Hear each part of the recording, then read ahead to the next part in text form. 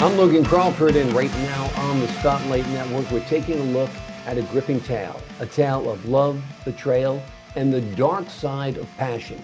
The name of the book, Casualties of Passion. It's written by a terrific author, one of my favorite guests, one of my favorite writers. His name is John Chierichella, and it is a riveting exploration of marriages pushed to the brink, where secrets, desires, and vengeance collide in shocking ways. If you love intense relationship dramas with unexpected twists, this book is a must read. We're delighted to have this very talented author join us once again here today on Spotlight. We thank the team at Books to Life Marketing for helping us put him in the spotlight today. We ask viewers like you to support authors like him by subscribing to our channel and by purchasing his amazing book.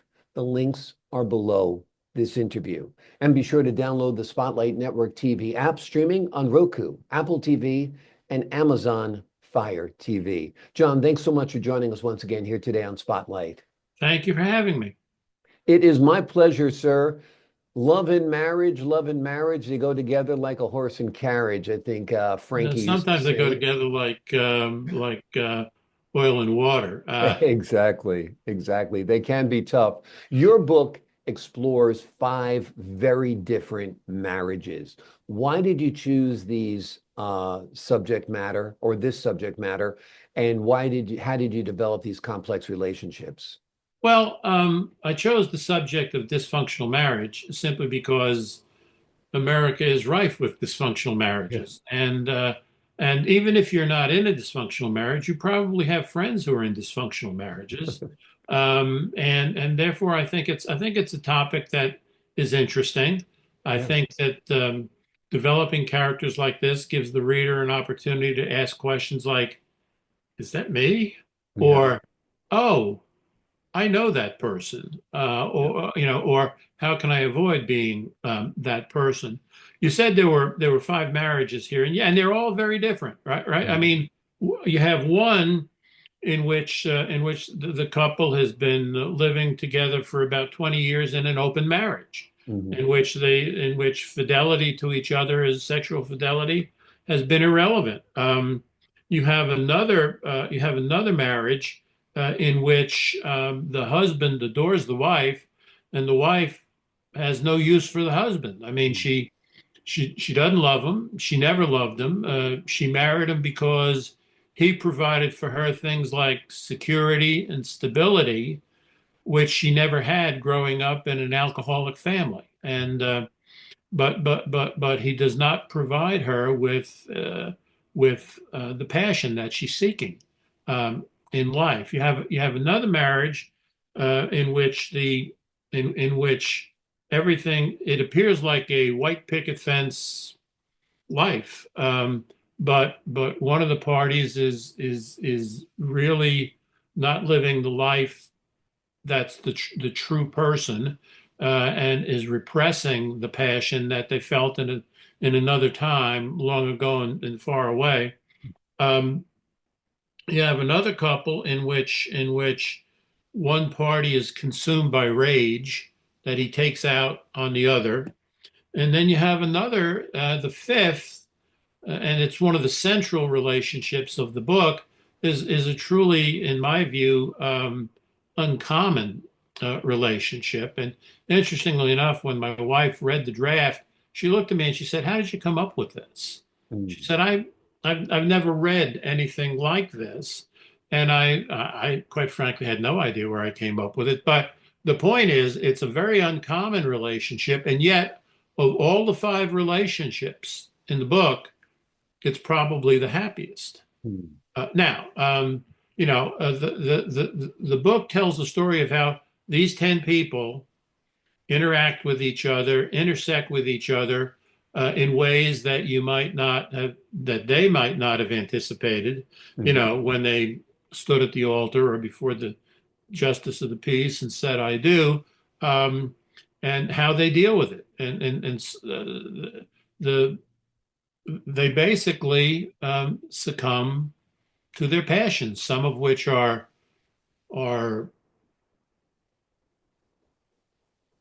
difficult passions. Mhm. In one case, there's a fairly violent um, encounter between a couple of the parties. So, the book is about Yeah, the book has a lot of sex in it. They say sex sells. I don't know, but if you're talking about a dysfunctional marriage, you're probably always going to have some discussion of what causes that dysfunction. In many cases, it's sexual repression or sexual dissatisfaction, sexual frustration. And so, what you see in this book with these characters and the way they kind of come and go with each other is, sexual frustration, sexual freedom once you escape from the frustration, repressed passion, false love, unrequited love. Um, and I had fun telling the story. Yeah. I'm sure you did. I mean, it's central to our civilization, basically, marriage. Mhm. It's the nuclear family and so forth. But it's interesting. I have a son who is 35, and so I've seen all of his friends from the time they're in their 20s now into their 30s get married. And I'm a little bit of a cynic. I know you mentioned you were divorced. I'm divorced. I was had a horribly bitter divorce.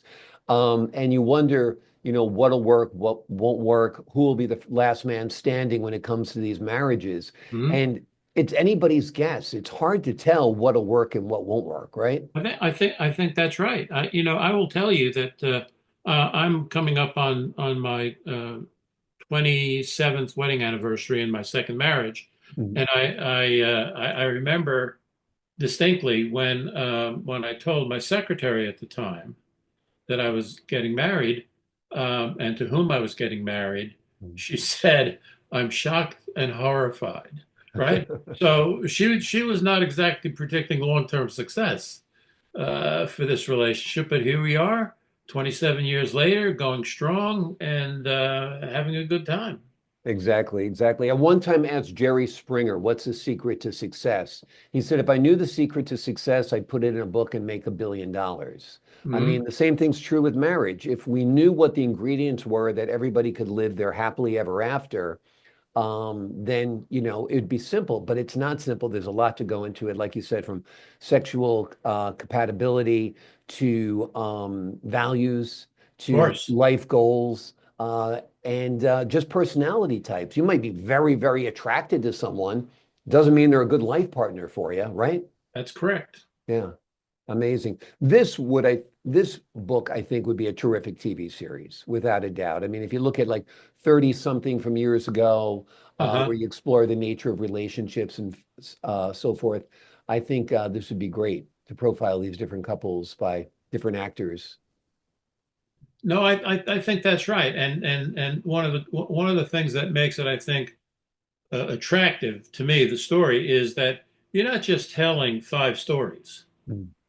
You're telling five stories that then create maybe 10 more stories off of Right. them. And so it's not they are not stories that are sort of self-contained regarding each of the marriages. They are, as I said, they intersect, they interact, they explode or implode. In Mhm. some cases, the way they connect works. In some cases, the way they connect doesn't work. In some cases, they just buy more of the same that they had before.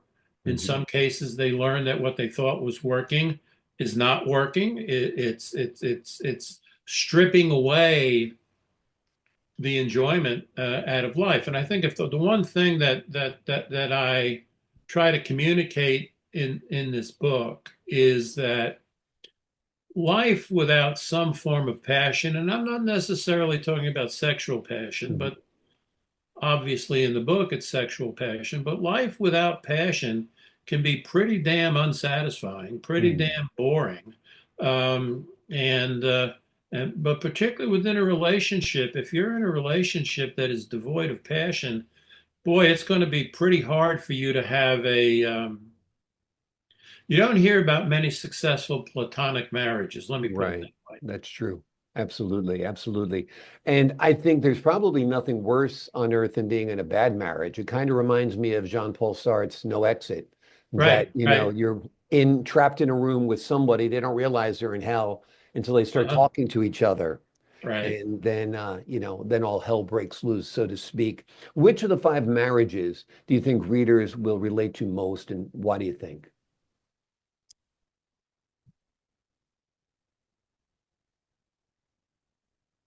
I think they will relate most to the marriage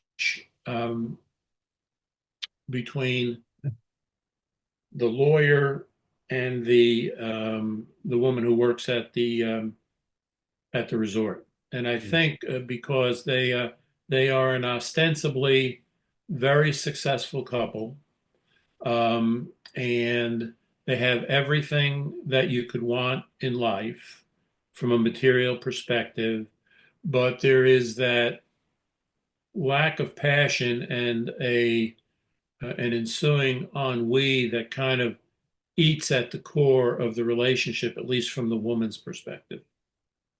And I think most marriages go through a stage where people ask themselves, did I make the right decision? Yeah, You don't want to linger on that question because if you linger on it, it becomes sort of a self-fulfilling prophecy, right? But yeah, I think everybody always asks themselves or wonders, what would have been like, what would it have been like had I, taken a different path right. in life? And I think that couple here um,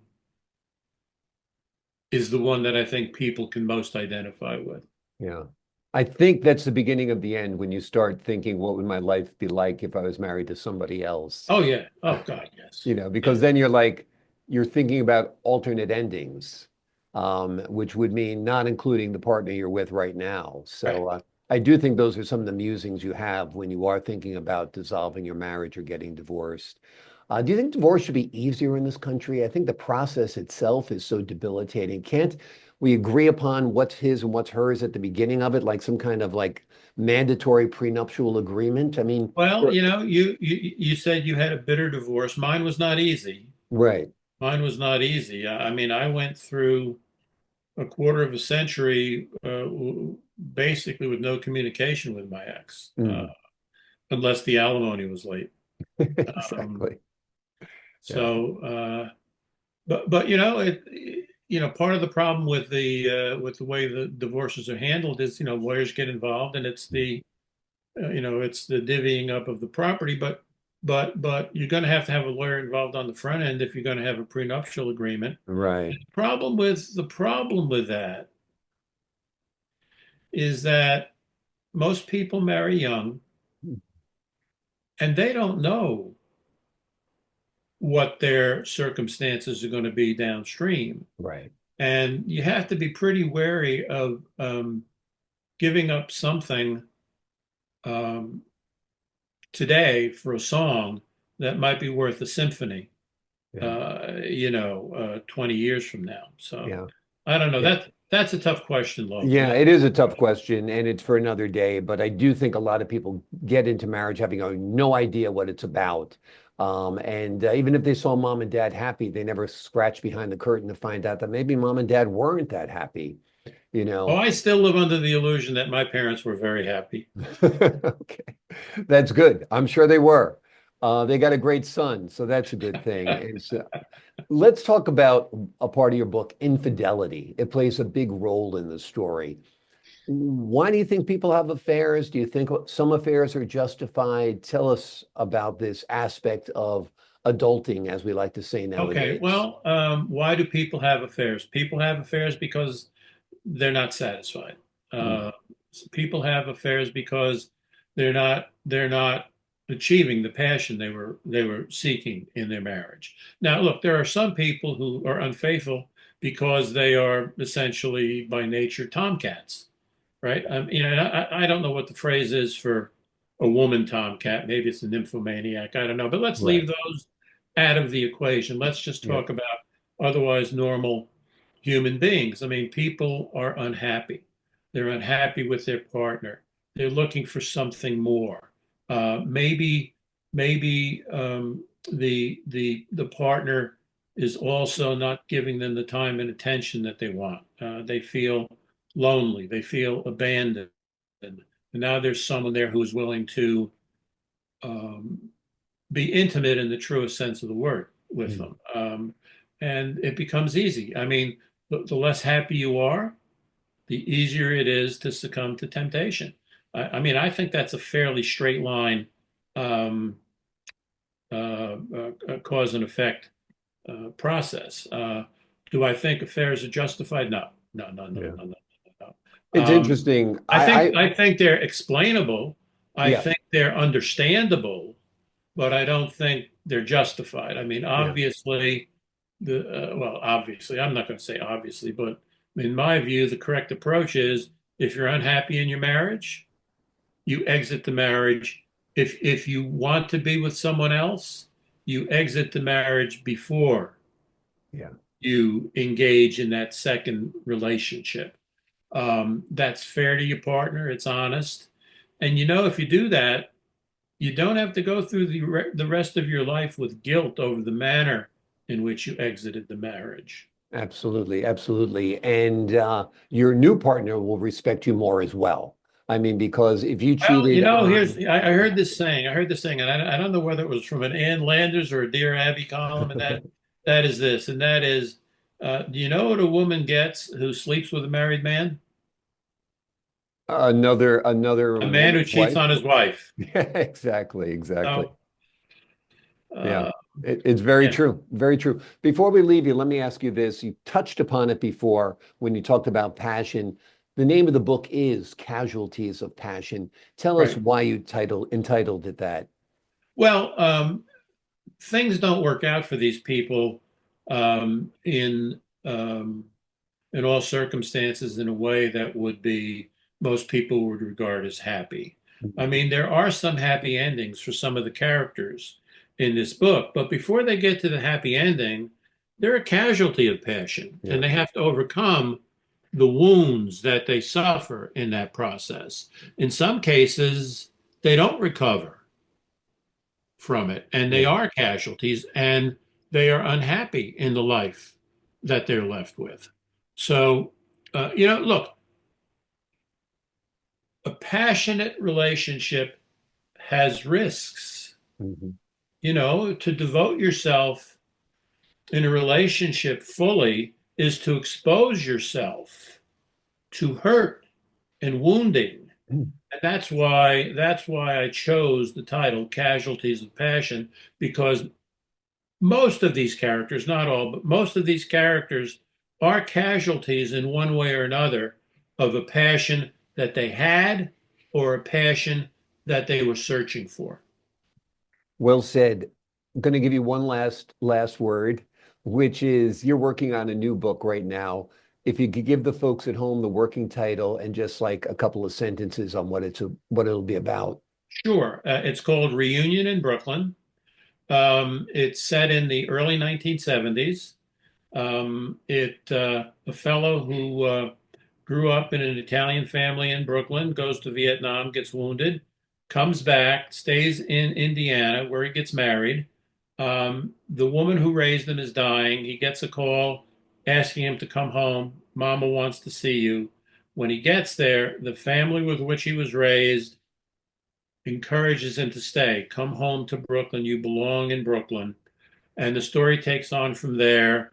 His best friend growing up in Brooklyn is a very successful businessman, but to all appearances, he's connected somehow with the money guys in the mob.